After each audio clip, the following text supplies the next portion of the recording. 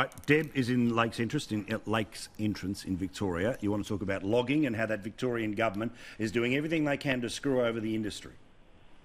Hi, Paul. Yes, I do. Daniel Andrews said that he would phase out the logging from 2024, but due to the bushfires, he's shutting down the industry now. There is still approximately 800,000 hectares in East Gippsland land alone that hasn't burnt. Now, without these loggers, they actually saved whole communities with their machines and equipment over the bushfire period. Good point. But not only have they done that, there's injunctions on 16 coops in central highlands of Victoria. So they've been kicked out because they need those coops for the fauna and animals because of East Gippsland being burnt.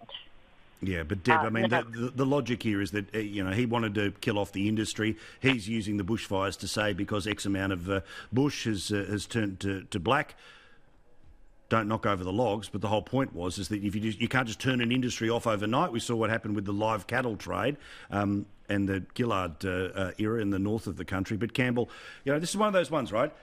800 people are on their way towards losing their job because of a decision of government, when it's a decision of a company in the media and it costs 200 jobs. We hear about it endlessly. Oh, look, Deb is absolutely 100% right.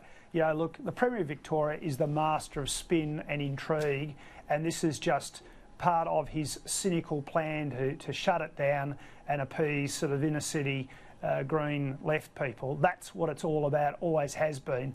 And I mean, it's just so perverse. On the one hand, we've seen forests that weren't properly managed, that weren't logged, there wasn't hazard reduction burning, suddenly completely toasted, and obviously, incredible carnage with the wildlife. And then you turn around and say, but you shouldn't. People were always saying you shouldn't have been logging them. I mean, it's just perverse. And we had a Greens group celebrating about the wood chip stockpile down there in the southeast corner going up as well. And then in the same tweet talking about the forest being raped and pillaged, and then you sort of go, well, what was burning for all those weeks?